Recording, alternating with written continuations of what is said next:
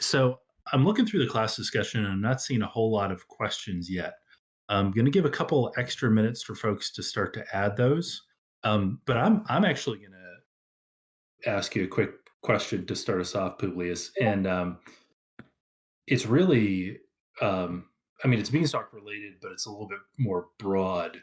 So reading more and more things about the Ethereum proof of stake, the merge that's happening, just wanted to get kind of your thoughts about the merge in general. What does proof of stake kind of mean to you? And then what do you think it means for Beanstalk? Well, in the grand scheme of things, the transition from proof of work to proof of stake it's unclear to us whether that will ultimately be in the long run the right decision for Ethereum for a variety of different reasons. But tech is constantly moving forward, and don't necessarily think that there's any apparent red flags that would cause us to be hesitant that this is a mistake for Ethereum. There is some concern as to, in the long run, the potential centralization of ownership of Ethereum, but frankly, haven't spent too much time thinking about that in earnest. So that's more just like something that could be an issue, but we have no sense of whether it is or not. But in the grand scheme of things, are very excited to see where it goes. And then to answer your second question about how it affects Beanstalk, the short answer is it shouldn't affect Beanstalk too substantively from a user side. And, frankly, it just hasn't been one of our foremost concerns. So would prefer not to speak too much on something we haven't spent our time thinking about what, if anything, Beanstalk will need to change, but don't think that there's anything substantive. So the short answer is we will, we'll get back to you, but don't think that there's anything that comes to mind immediately. Sure, and perfectly reasonable. And like I said, I know it's not real specific to Beanstalk. I feel like the articles that I've been reading have generally been positive, specifically in terms of things like energy efficiency, which seems to be some of the broader questions that governments are asking, and then potentially gas fees as well. And when I think about how it might affect Beanstalk, the transactions that are happening, to be able to perform those with lower gas fees obviously seems like it'd be a boon. But just kind of an interesting thing that's out on the horizon. I want to say that I think it's supposed to be taking place sometime in the June timeframe, but I suppose we'll see how that rolls out. All right. Looks like Mr. Manifold dropping a good question to formally kick us off into the chat. So Mr. Manifold asks, or says, for Silo Swap, will users be able to swap between ERC20 tokens that are in pods within the silo?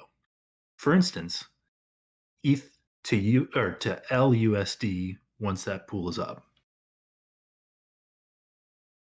So don't exactly know what Silo Swap refers to.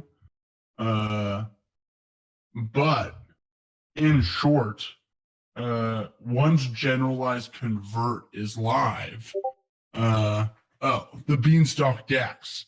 Well, the Beanstalk DEX is so this is one thing I think we haven't done a great job of clarifying, which is there's like a short-term upgrade to the silo, which will be Generalized Convert, which will facilitate converting various assets in the silo from one another into one another with a wide range of flexibility to basically arbitrage the pools together in short, and arbitrage the bean price to one.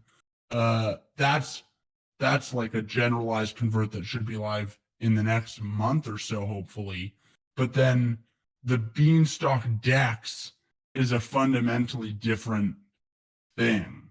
And ultimately, the idea behind the Beanstalk DEX is that because Beanstalk will be able to attract liquidity, hopefully just through stock allocations, there's no need to use another DEX for a lot of different pools where the DEX is charging some sort of rent or fee.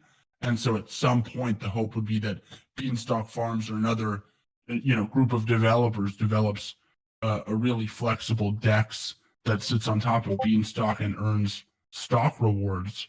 But the short answer is there's the the short answer is that there's the silo convert, which is why when you said silo swap, thought you might have been referring to that, but that's going to be happening in the nearer term. And just to expand on how that will work a little bit, so currently you can convert. There's two different converts that Beanstalk currently supports. One is you can convert deposited beans into deposited LP tokens for the Bean ETH Uniswap pool by matching your beans with additional Ethereum. And specifically, that convert has been live since Beanstalk launched. Then there's the second type of convert that was introduced with BIP7, which is the ability to convert LP to beans when the price is below one and beans to LP when the price is above one. And so the idea behind generalizing convert is that pools will support both the first type of convert where you can take your deposited beans and match them with whatever other assets beans are trading against in whitelisted assets without losing your stock on deposited beans, and also the ability to convert between different pools that are mispriced. So if you have a pool with two assets that are trading at a different ratio in short, that have a different price, you will be able to convert liquidity from the higher price pool into liquidity for the lower price pool to arbitrage the difference. And the idea is that should facilitate pretty efficient arbitrage between the different pools. And then obviously there's also the ability to convert beans into LP when the price is above one, and convert any of those LP to beans when the price is below one. And the idea is that all of these converts are going to facilitate really flexible movement of capital within the silo in the not too distant future. So when you say silo swap, if anything, that could refer to something, if you know what I mean. But the Beanstalk DEX is something that's a little bit further down the road.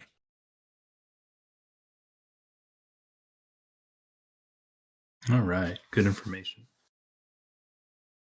Okay, so next, so Canadian Bennett writes, with regards to Beanstalk and crypto in general, what keeps you, Publius, up at night?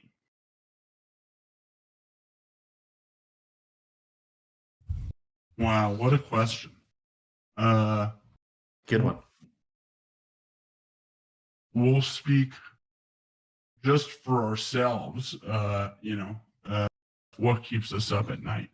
I mean, the short answer is sleeping pretty good these days. But the problems that are Publius just messaged the fact that the bean logo doesn't actually look like a bean. Yeah, that was pretty traumatic for us, honestly, when a couple of the design team told us that it doesn't look like a bean. We were quite broken up about that. So yeah, Publius harps on the smaller things like that. On our end, really just focused on there's just a lot going on, and so if anything, it's like the real-time optimization it's all consuming, and it's a mental problem that's very rewarding. So the thing that keeps us up at night is just there's a lot going on. There's a lot of work to do. We're working all the time, but don't necessarily feel like there's anything keeping us up at night in the proverbial sense that's causing us anguish or suffering. We're, I mean, in many respects, this is living the dream, and so very excited for what Beanstalk has in front of it. And you know, the only reward for this is something we were saying in Silo chat earlier. The only reward for hard work is more work, and that's something we really live by and are very excited to that Beanstalk is working sufficiently that we can continue to work on this. And we feel like the stuff that Beansprout is putting together is really cool with Saloon. Like there are projects that are going to be built on top of Beanstalk, hopefully in the near future, that are just really cool. And ultimately, there's a lot of work. So the work is what keeps us up in reality, but you know, just an exciting period of time. So it's funny. I remember maybe another number of months ago now, I actually asked that same question that Canadian Bennett just asked in one of these A&Ts. And so I was listening to hear what he had to say. And then the answer was, you know, the only thing that kept you up at night was, or major worries had to do with, you know, potential, you know, problems in code or opportunities for exploitation or whatever.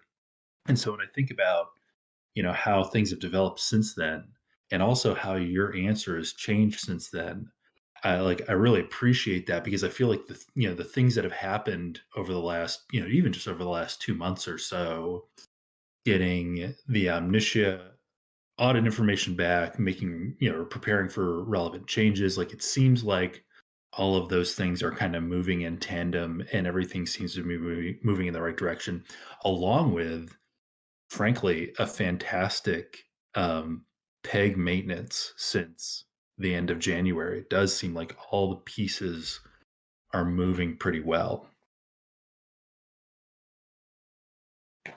Yeah, I mean, with regards to the Omnitia audit, and maybe that's why we're not as worried about the code at the moment. You know, the hope is that they'll publish their public report in the next week or less. We sent them the final commit a few days ago, and they said it would be about a week or so from when we sent it to them. And you know, assuming everything checks out, which we haven't heard any issues from them since we sent it, hopefully there will be a public report soon. So that will facilitate the moving forward with the proposal to add the Bean3 curve pool to the curve gauge. And hopefully that's also going to move things along towards silo generalization too. So there's lots of interrelated pieces that are all moving together, and all of them are individually exciting. But when you take a step back and realize that there's a whole ecosystem that's slowly being created, it's wonderful. Completely agreed. All right. So IPO writes, Luna's been making waves recently with recent announced Bitcoin reserves. In general, how does Bean compare to Luna from both an ability to scale perspective and from its ability to generate returns for investors? And he made the modification. Basically, how does it compare to Luna/UST, so Terra? Okay, so this is a loaded question, but we will try our best to answer it in full. So the most fundamental difference between Terra and Bean is that Terra doesn't have any protocol native utility. The yield on Terra is from Anchor primarily, and we'll talk about Anchor in a second. But in the case of Beans, if you just own Beans and you deposit them in the silo, which is the protocol itself, you can participate in the growth of the protocol. And so, whereas in the Terra ecosystem, the Luna holders are the speculators, and they receive 100% of the upside in the growth of the ecosystem, in the Terra supply. In the case of Beanstalk, because you have the field where there's a lot more room for true speculation, where you're not sure when you're going to get paid back, but there's eye-popping returns potentially, and you also have the silo where there's protocol native utility for beans. That's where the fundamental difference between Beanstalk and Terra lies.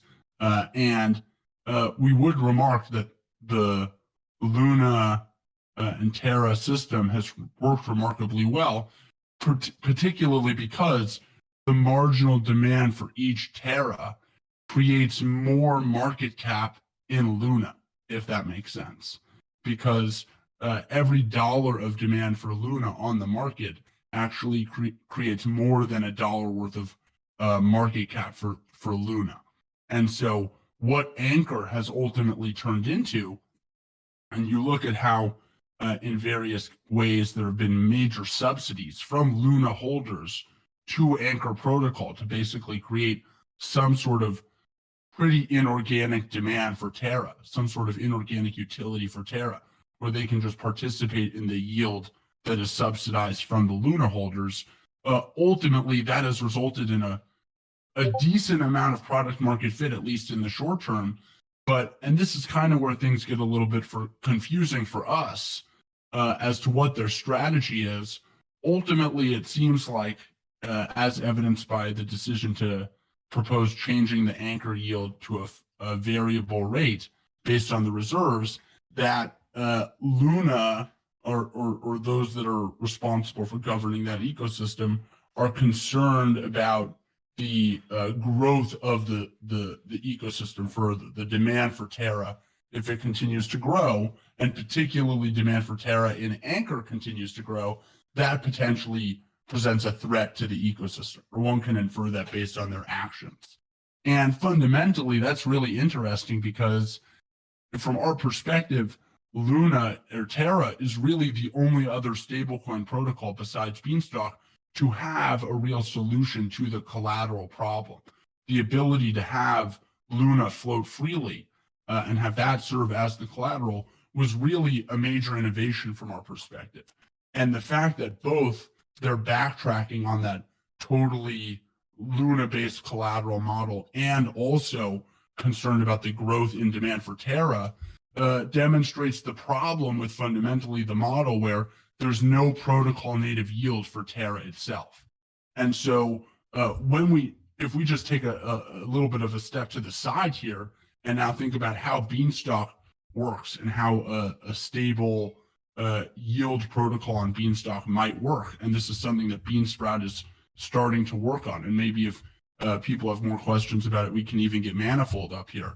But the idea is, because you have positive yield on your beans, in reality, if you were to offer something like a stable product on beans, the equivalent of Anchor for the Luna ecosystem, because if you assume that the deposits or the loans are denominated in beans, the concept is effectively that the only thing that you really need to do is to match the person that wants a stable yield with the person that's willing to take the other side of that the silo will yield more than whatever the stable yield is over the period of the loan.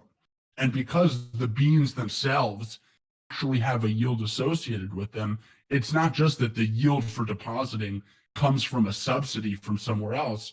There's actually much more of a natural financial market that can be built on top of Beanstalk where there are fixed rate loans supported.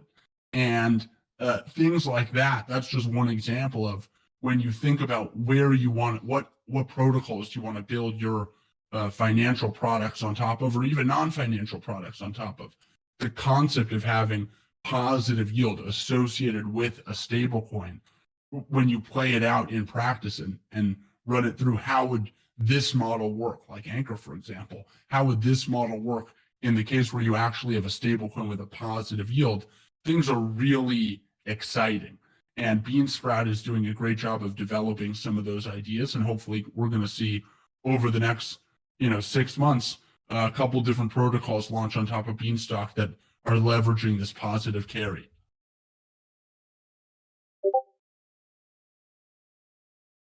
That's really good, and a really good explanation. I feel like I am learning more and more about Terra and Luna as we go along, especially through these discussions. And it is interesting to juxtapose the two, knowing that that two coin system is seems to be the most successful of its type, and yeah, is probably the most legitimately comparable system to what we have here. But at the same time, to your point, seeing some of the some of the potential difficulties with that model, and now seeing how that team is starting to address them. There's no doubt there's been immense value and product market fit for their ecosystem through Anchor. But by the same token, the fact that growth is a problem, that's a classic indicator that there's some sort of fundamental limitation in the system. All right. Next, man, I am gonna murder this name. I'm gonna say Diebermeyer Jr. I apologize. Sorry about that. So the question is, the current pod line is about 680 million, and so does that? I'm sorry. The current pod line is about 680 million. Does the market cap have to be at 1.36 billion to clear that line, based on half of new beans produced going to the silo and half going to the field? Or how is the market cap correlated to the silo/field? So you're generally in the right direction, but we'll just clarify it to be a perfectly accurate sentence to say, with the current pod line at 680 million, the bean supply will have to be, it's actually a little more than 1.36 billion because you have to factor in the current supply. The bean supply will have to grow by 1.36 billion, but because there's already a 40 million bean supply, give or take, it's a little more than that. The total bean supply, or the market cap, if beans were trading at exactly $1, would have to be 1.4 billion to clear the end of the current pod line. So that's exactly right. And the market cap, or has basically no effect on the distribution of new minted beans to the silo in the field. Anytime new beans are minted, half of new bean mints go to the silo and half go to the field.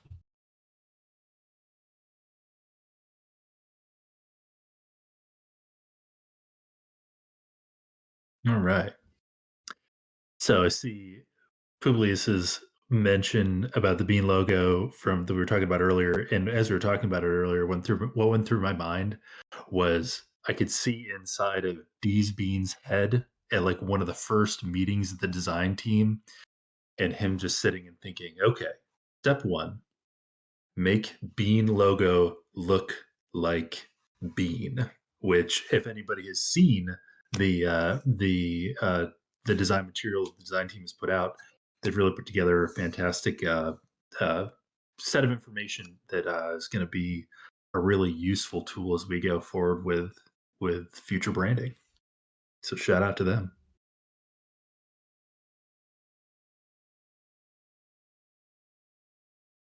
Nasdaq still likes the logo, which is cool. I do too. Big fan of that. Okay, so for what it's worth, like, what is? I mean, so the green logo. I mean, was it? I hate to get off track, but like, what was the origin? While I'm reading through these next set of questions. You know, man, we basically, it's funny, right? Deez was like, whatever graphic designer you use to make the logo. And we're like, Deez, what graphic designer? Like, what are you talking about? And so, without getting too specific, we have a friend who went to art school. Like, we're fucking math nerds, like how many art people do we know? So we have a friend that went to art school, and we harassed them to help us, figure out some logos. So basically all the logos, the original logos for pods and stock and seeds and beans, that was all they're doing basically.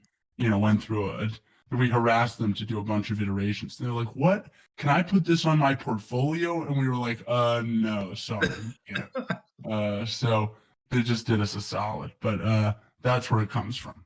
That's great. Love it. All right, Dumpling is up. You want to walk through your questions, Dumpling?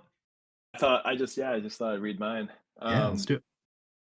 Okay, so I wanted to know when we're calculating like new bean prints off. I know it's from the last season's average, and the deficit in the Uniswap pool. When we start to calculate it off of the curve pool and any other pools, is it gonna first off, how do you anticipate those extra beans affecting volatility? Like, do you expect us to dip below peg more often and to kind of be? It seems like we've been hovering above peg, most of the time now.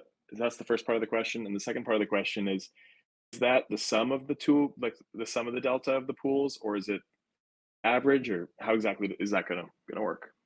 So to answer the latter question, because I think that it'll help frame the former, it'll be the cumulative sum of any of the minting pools. So the delta B in the minting pools will just be summed, and we'll start with 2 minting pools, so you'll add them together.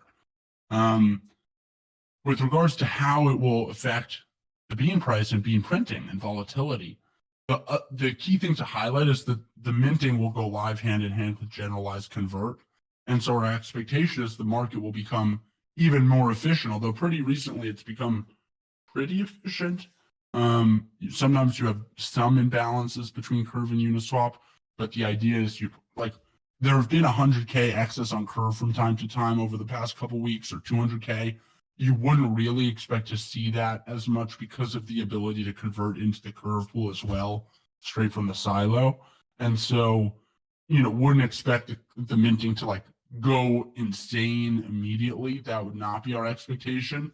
But at the same time, there may be some slight acceleration in minting just because the price difference in the Curve pool can be really close to $1, but still have a delta of 30K even, or 50K. So who knows in practice? We'll have to see what the market participants and converters ultimately do. So, but ultimately would expect it to further decrease volatility around the peg. Yeah, so covered both questions, I think.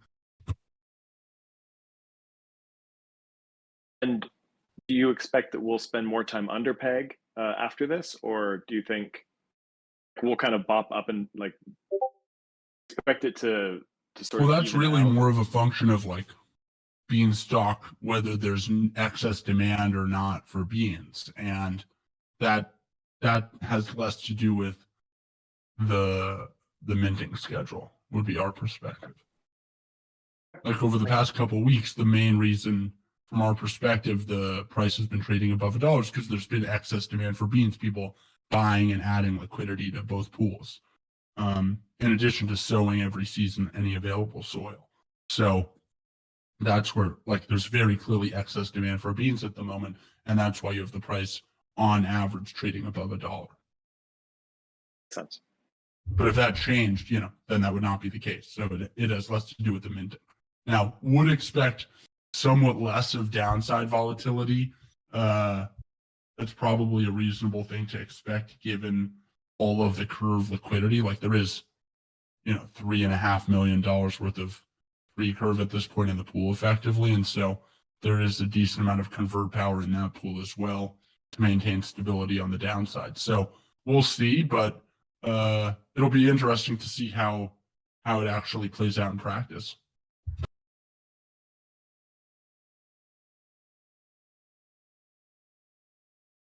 Good stuff. So looking through the chat. The weather just went finally below 6,900. That's sick. Just saw that. How about that? And the other thing maybe for the last time. Oh man. Can you imagine? The jokes are there though, unfortunately. The protocol will not grant us nice pleasure anymore. All right. So Sync mentioned in the chat, beans do split while soaking, to which Sweet Red said, count on Sync to know this. I could not agree more. again, with this idea that Sync is just sitting somewhere. I feel like Sync is the physical manifestation of those memes that you see on the Discord every once in a while, where like someone is like carrying around their giant brain. Like Sync's just like that, like just absorbing knowledge from all places, and then talking about underlying value of NFTs.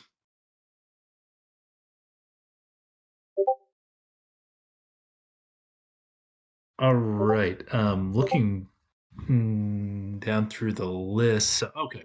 So PF Drake has the next question, and fundamental one. For those who are new, Publius, can you explain the difference between collateralized stablecoins and credit-based stablecoins? What is usually used as collateral, and what are the advantages of a credit-based model? Sure. So traditional stablecoins, whether that's USDC Tether, your classic first generation stablecoins, they use off-chain collateral. And they basically claim for every dollar or every stablecoin they issue on chain, they hold a dollar worth of value in a bank account somewhere. Now, in that case, you have two problems. One, it's really hard to hold 100 billion or $1 trillion in a bank account, and B, it's centralized because you need someone to actually hold all that money and issue the stable coins. Then you have second generation stable coins, which use on-chain collateral, something like DAI, or we would consider MIM a second generation stable coin as well. And the general idea there is to use on-chain collateral in order to issue stablecoins where the protocol maintains at least $1 worth of value for each dollar of stablecoins it issues. Now, DAI uses USDC as collateral, and therefore it also has some centralization to it. MIM has a much more decentralized collateral set, and so it doesn't have as much of a centralization problem, but it still has a supply problem, which is it's really hard to accrue 100 billion or $1 trillion of assets into a smart contract on ETH mainnet in order to issue enough stablecoins to meet demand. And in short, the problem with collateralized stablecoins, even though a lot of them have strong peg maintenance models, manifests itself in high borrowing costs. So because you have excess demand and supply can't meet demand, even though the price stays the same, the excess demand results in high borrowing costs on stablecoins. And high borrowing costs makes using stablecoins for lots of stuff really impractical. Because if you think about it, well, I could do this or I could do that with my stablecoin. And at the end of the day, if one of those things that you can do is passively earn 10% by just lending out your stablecoin, there's not a lot that you're going to want to do with your stablecoin. And so in short, the collateral shortage manifests itself in lots of cool stuff in DeFi that you might potentially be able to do become economically inefficient or very hard to justify actually doing in practice. And so that's where the idea to say, well, what if we can get rid of the reliance on collateral or remove the collateral supply issue?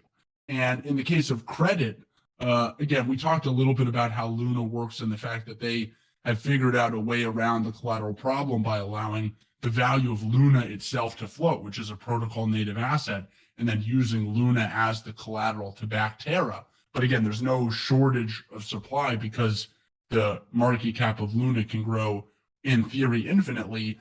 The problem with that model is that because all of the upside in the system goes towards supporting the growth of the collateral base, which in theory supports the stability of the stablecoin, which is great.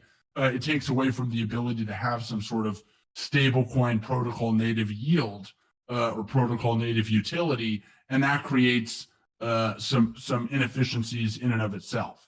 And so when you switch to a credit-based model, that allows for a lot more flexibility, both in terms of you're totally untethered by the available collateral because you're just using the credit of your system, and you can issue as many beans as you want, totally independent of the available collateral. the only limitation to the amount of beans Beanstalk will issue is demand for beans itself. But then the other advantage is that because you don't have this opportunity cost associated with locking up all this money in a bank account or a smart contract, and you combine the fact that there's some protocol native yield associated with beans, you have a really competitive product market fit stablecoin. I guess it's not a product market fit stablecoin. It's a stablecoin with product market fit.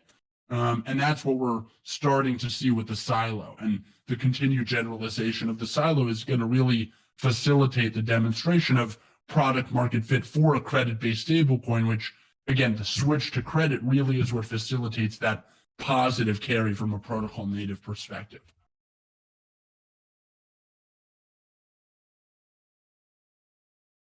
Really good. I appreciate the walkthrough. It's funny, when I see questions like that, it always gives me an opportunity to pause and think, yeah, there are probably folks that are either here in the audience or potentially listening to this in the future that may not have had that, that component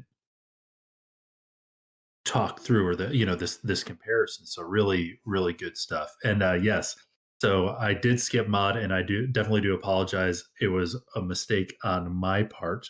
And actually I hit him in the chat to apologize too. So I'll get Mod right now. So Mod's question is BIP 14 a quick fix and we're still rethinking the model? Or do you think this is good enough for now? In other words, how the model is, or how the protocol is reassessing whether changes over time?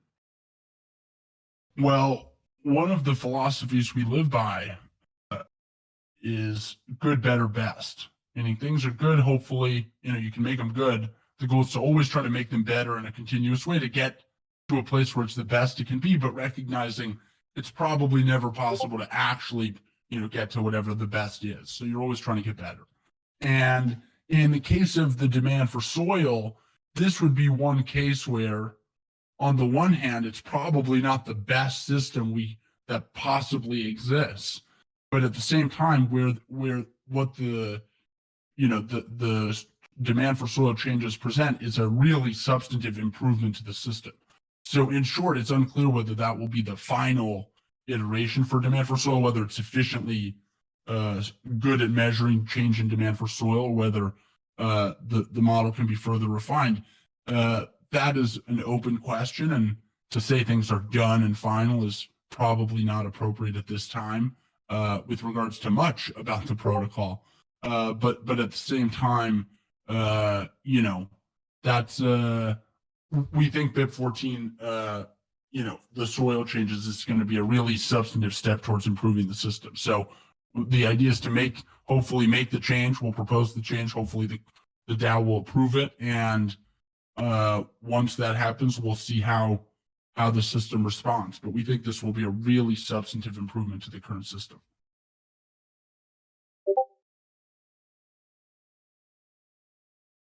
All right. And sorry about that a second ago. I said weather when I meant to say soil. So next. So eReal asks a question. Can we get a bit more detail on the Beansprout initiatives on the docket? And I guess I'll throw that out too. I see Mr. Manifold. Mr. Manifold, would you be willing to hop up for just a second and give us a quick overview of what you guys have brewing? Yeah, totally. Hey, everyone.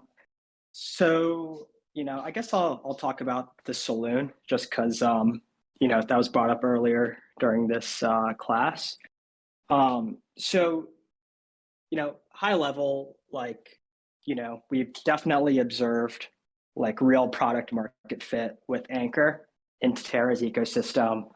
And we obviously think that's in large part due to, really competitive, attractive fixed yields. And, whether these fixed yields are sustainable or not is a different story. But started putting our heads together on, what we can do at Beanstalk to also offer a fixed yield product. And so, we've been going through some exercises and various models in the past few weeks, and we think we're keying in on something that's actually really interesting for a few reasons. One is we think it has the potential to offer the highest fixed interest stablecoin rate in DeFi. Another really interesting reason we like it is we think it's also sustainable. And a third really interesting reason we like it is, we think it has the ability to capture a different, subset or demographic, call it retail, call it, just capital that's looking for, some type of fixed rate that they can count on versus, diving into the details and nerding out with us in class over stock and seeds and, the nuances of the native Beanstalk protocol. And so, we're still refining the idea, but we're really excited about it. And so that's, one of the primary use cases for Saloon is to offer that fixed income product for depositors.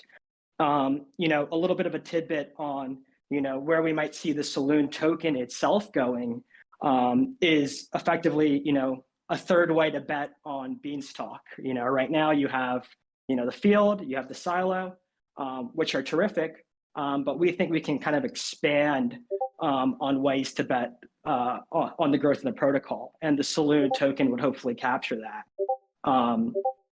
Going one more step further on that thought, we view the importance of stock growing fairly quickly in the coming months as crypto in general wakes up to the advantages of parking liquidity within the silo. And so, we think the Saloon could potentially also, with its reserved and deposits, be positioned to have a significant influence on stock and on governance of the protocol. And so, those are all things that could potentially drive the value of the Saloon token as, protocols, participants, and whatnot, want to drive influence within the silo. So, hopefully that's interesting. Definitely still have a lot to do and a lot of steps to put together, but yeah, we're really excited about it. We're working hard on it.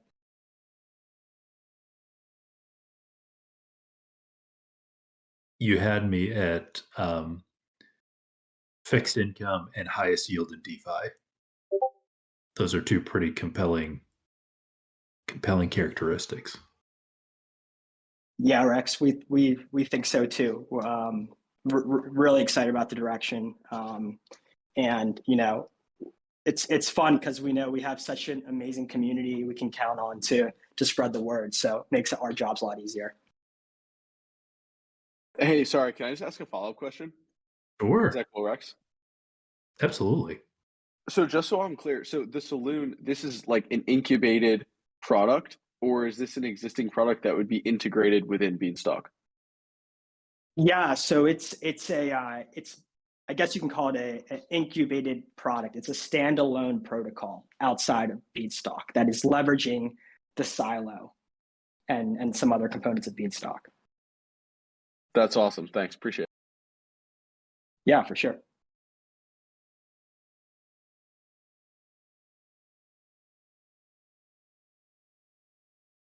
Thank you, Mr. Manifold. Appreciate it. Anytime, guys.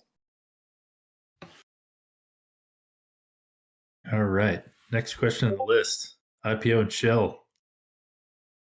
So with the deep philosophy mixed with the rap reference, Drake decides to enter the silo for 10 million, or Kanye guarantees to talk about being positively every week, but doesn't put any money in. Which do we take, Publius? Well, this is a fun question, so we'll take it lightly. If you had asked us a couple months ago when the peg maintenance was pretty weak, we'd have had to accept Drake's capital. But I think the community knows at this point where our allegiance lies in that, I guess now settled beef. So the Kanye Bean discussion would probably be more fulfilling than the capital investment from Drake. Although hard to complain about either case. Shout out IPO for the fun question. Indeed. Yeah, it's funny. I know that Farmer Dan was talking with a group of clothing designers here over the last week about, just some ideas they were throwing around, and they were talking about customized shoes. Can't imagine having Yeezys with Beanstalk vines hand painted on. Be pretty awesome. All right. So next question from Our. So Our says, I see Ohm mentioned here frequently. Has there been any collaboration with that team? So, in fact, see a couple of the Ohmies and WAGMI capital people here in class, which is cool. Over the past 2 weeks or so, there's definitely been a noticeable uptick in interest from the Ohm community and Beanstalk and inflow into the Discord, and they're very active, which is fabulous. And the Beanstalk Farms biz dev team has been talking with the Ohmies about a couple different potential integrations where Ohm could issue Bean bonds and start accruing Bean in their treasury, and then potentially deposit those assets in the silo. There's also a discussion about having Bean included in one of the pools on Rari, so one of the Rari Fuse pools that Ohm manages, and there's a couple other places where Ohm seems to, and the Ohm community seems to be really interested in being high leverage additions to the Beanstalk community. And so, maybe that would be a thing that they would like to talk about themselves more, but very excited to have, a lot of the Ohmies taking an interest in Beanstalk, and, Ohm taking Bean into their treasury would obviously be pretty cool. That may be something we could facilitate in the future too. I know that we're talking with, we've had a number of discussions with different groups, and I know we've done some Twitter spaces with different folks. So maybe that might be an option that we could look into. All right. Next question from PF Drake. Would there be an opportunity for Beanstalk to buy out any of the developing stablecoins, or in turn be bought out itself?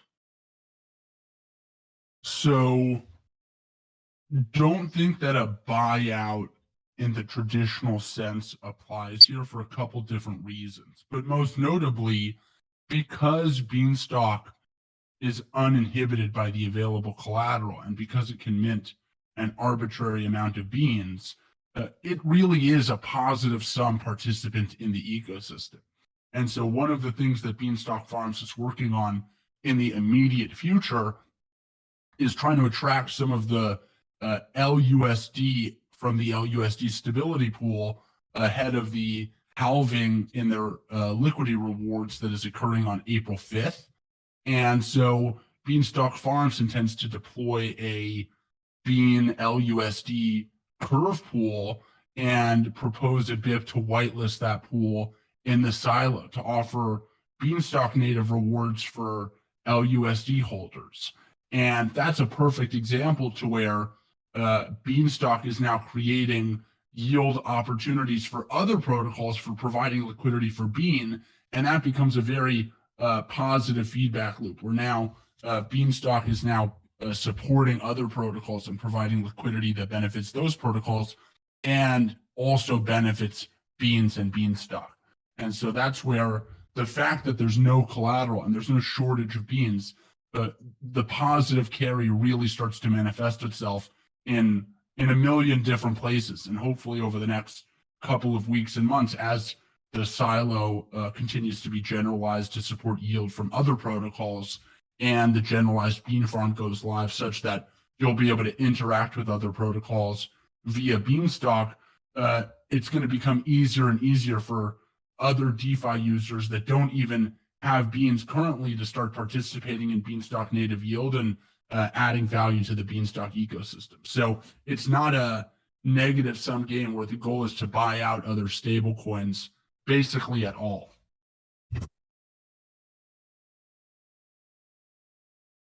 It's funny as you're talking, I was thinking about PF's question and thinking about some of my past experiences with buyouts and having been on the buying side of buyouts. Usually, when I've been part of those discussions, they've been around. You're either buying revenue for cash flow, assets for value, or functionality. And when I think through those three pieces, I feel like Beanstalk is in a place where each of those three components there is either fundamental to the protocol in terms of its ability to increase and grow, or there is a group of people actively working to address those items. So it's a really exciting place to be because you can see the growth without the necessity to acquire. Yeah, it's the growth can certainly be described as organic, which is cool. Yep. It's not going to be artificial or subsidized. It's truly like a market-based organic growth. All right. Lots of love for Sync in the chat. Scrolling down, Canadian Bennett has a follow-up question to Dumpling. Will any or all Bean LP tokens that are in the silo be part of the minting schedule? And gives the an short example. answer is no. So assets that are whitelisted in the silo it's totally independent from what pools are included in the minting. There obviously will be some overlap, but they're totally independent decisions. And our expectation would be that the pools that are used for minting are restricted to stablecoins or really strong price sources for $1 or whatever assets beans are pegged to. So less inclined to start just using like random assets and pools to mint and really keep it restricted, and recognizing that with the generalized convert live, there should be a pretty efficient market such that if you have enough minting pools with enough liquidity in the minting pools, it shouldn't be really an issue in terms of Beanstalk responding too slowly.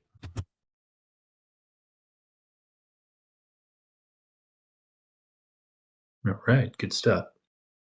So scrolling down through a little bit further, I realized we were getting close to a half hour, and it does look like we are getting down towards the bottom of the questions. So Farmer Joe's Bean Emporium, always a favorite. Not sure if I missed this, but when will the convert be available for bean to bean 3 curve within the silo?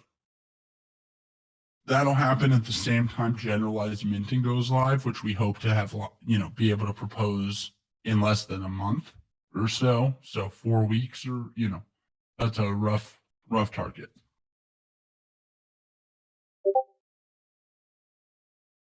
Good info. Okay. Dumpling showing some sync love. Sweet Red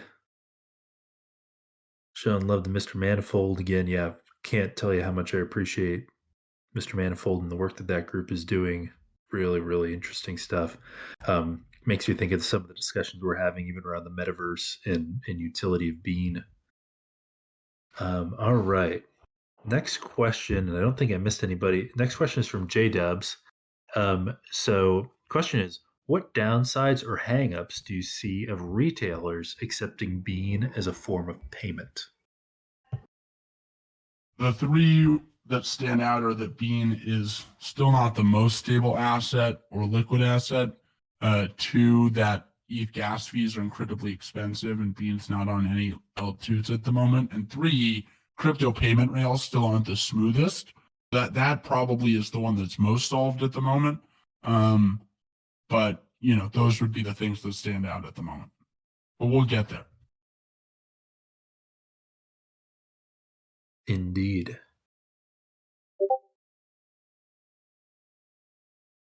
All right.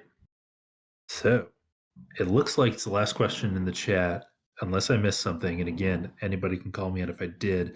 It's from Snaked. And the question is, what does Publius think of Andre Cronje, if I'm pronouncing that right?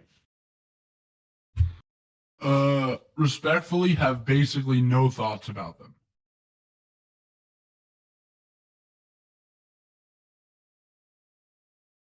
I am with you just simply on the fact that I don't recognize the name. Yeah.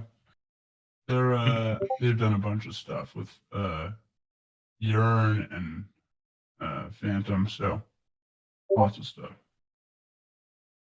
All right. Okay, looking like we are. Oh, J-Dubs, that's a really good question. We're 29.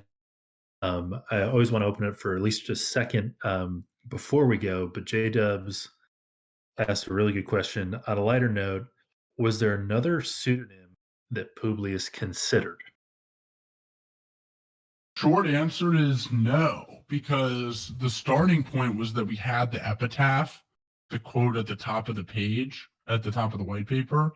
That was like something that we had in mind from the very beginning. And then when we were thinking about the pseudonym, once we thought of Publius, like in the fact that it lined up with the epitaph, it was like too good. So there wasn't really any second choice once that came to mind.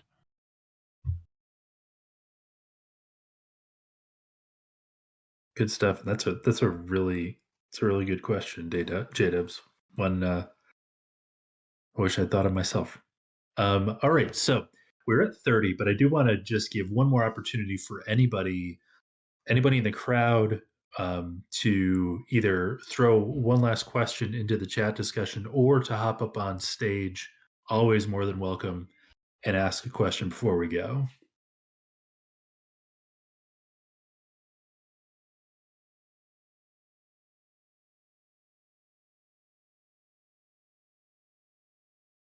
All right, hearing none.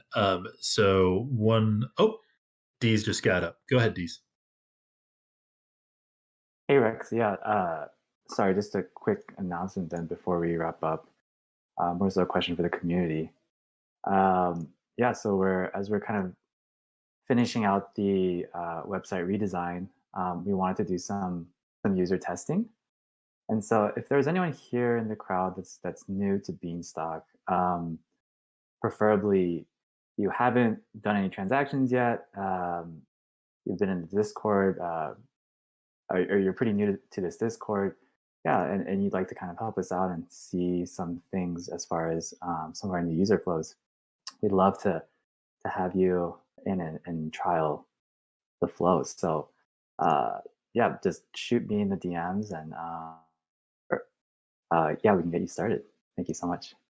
Deez, would you take referrals from, like, let's say that I had like a friend that I knew would give good feedback, but if I said to them, hey, let's do this thing for Beanstalk, they would say, what is Beanstalk? Is that an acceptable type of individual to reach out to as well?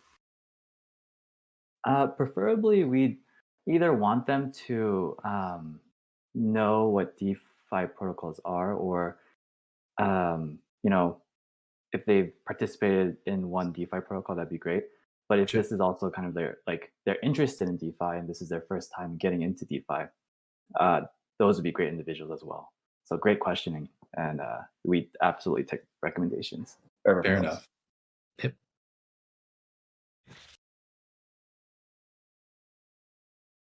All right. Well, since we're a little bit over, we'll start to let everybody go with one last mention.